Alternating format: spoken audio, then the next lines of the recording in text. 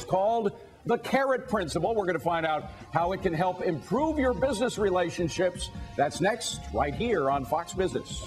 They say you can catch more flies with honey. The same can hold true to relationships with employees, or the reverse. Joining us now for how businesses can increase their bottom line using praise is Chester Elton, author of the book, The Carrot Principle. And lest it sound a little too simplistic, and it does, the Wall Street Journal, a lot of business magazines, and a lot of professors of management say, well, you're really onto something. Why is something so obvious so important right now? Well, it's great news, actually. It's common sense uncommonly practiced. And the reason the Wall Street Journal was so excited about our data was we connected the dots between recognizing excellent behavior and the bottom line.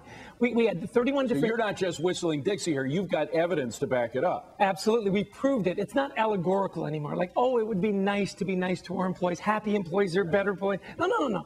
We found that organizations that recognize excellence had a 3-to-1 advantage in return on equity, return on assets, 7-to-1 advantage in operating margin. So again, we proved it within 2 or 3%. You know, all these stats guys have their margin of error. Right. But no, it works because rewarded behavior gets repeated. And now more than ever, David, you need to see your employees as assets, not as expenses. But is there ever a time when the stick is more effective than the carrot? Well, what you find is the stick is real short term.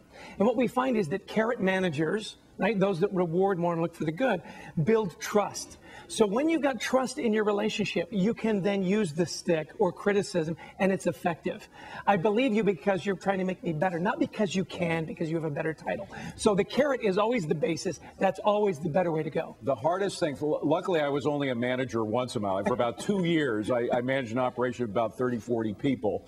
And the hardest thing I had to do in that 2-year period was I had to fire somebody. Not because they were a bad worker. That would have been easy if they had been stealing or whatever. They were trying their best, but they just couldn't make the grade. We tried a whole different series of ways. There does come that time when you have to pull the lever. Well, and sometimes, though, that's the biggest carrot, because you're miserable, they're miserable. They're not in the right place. It's not suited for them. That's where the trust comes in.